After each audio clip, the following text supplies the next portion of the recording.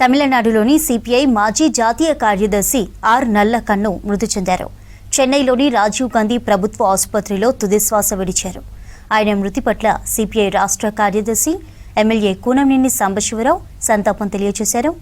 చివరి శ్వాస వరకు నల్లకన్ను నిరాడంబరంగా జీవించారని, ప్రజా సమస్యల పరిష్కారం కోసం అనేక పోరాటాలు చేశారని గుర్తు చేశారు. నల్లకన్ను మృతి పట్ల హైదరాబాద్లోని సిపిఐ రాష్ట్ర కార్యాలయంలో పార్టీ అరుణ పతాకాన్ని అవతరణ చేశారు ఎమ్మెల్యే కూనంనేని సాంబశివరావు. ఆ తర్వాత నల్లకన్ను కుటుంబ సభ్యులకు సానుభూతి తెలిపారు. నల్లకన్ను మృతి కమ్యూనిస్టు పార్టీకి, తమిళనాడు రాష్ట్రానికి తీరని లోటు అన్నారు సిపిఐ జాతీయ నేత నారాయణ. 1925లో పుట్టిన నల్లకన్ను భారతదేశ స్వాతంత్ర్య పోరాటంలో బ్రిటిష్ వారితో పోరాడారని చెప్పారు.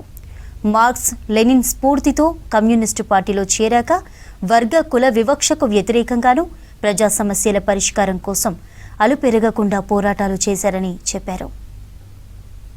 నాయకులు నల్లకన్ను ఇక లేరని చెప్పడానికి చింతిస్తా ఉన్నాం. ఆయన తమిళనాడు గాంధీగా పేరు. అన్ని రాజకీయ పార్టీలు కూడా ఆయన వేడు చూపించే అవకాశం లేదు. సుదీర్ఘకాలం కమ్యూనిస్ట్ పార్టీలో ఉండి 101 సంవత్సరాలకు వయసు వచ్చింది. దాదాపు 6 నెలలుగా ఆయన కోమాలో ఉన్నారు. ఈ రోజే ఆయన చనిపోయారు చెప్పేసి గవర్నమెంట్ మెడికల్ హాస్పిటల్లో మెడ్రాస్ చెప్పారు. వారి మృతదేహాన్ని డొనేట్ చేస్తారు. అయితే ఈరోజు సాయంత్రానికి మృతదేహం టీనగర్లో ఉన్న సిపిఐ కార్యాలయానికి తీసుకెళ్తారు. రేపు ఉదయానికి ఆ బాడీని డొనేట్ చేస్తారు. నిజంగానే ఆయన కమ్యూనిస్ట్ ఉద్యమానికి పితామహుడైతే ఈనాటి రాజకీయాలకు ఆదర్శవంతుడు. ఏ రాజకీయ పార్టీని ఆరాధించలేక ఉండరు. అలాంటి మహత్తరమైనటువంటి కానుక నల్లకన్ను కమ్యూనిస్ట్ పార్టీ. అలాంటి వృద్ధ యోధులను పోగొట్టుకుని చాలా బాధాకరం. అది కమ్యూనిస్ట్ పార్టీకి చాలా బాధాకరం.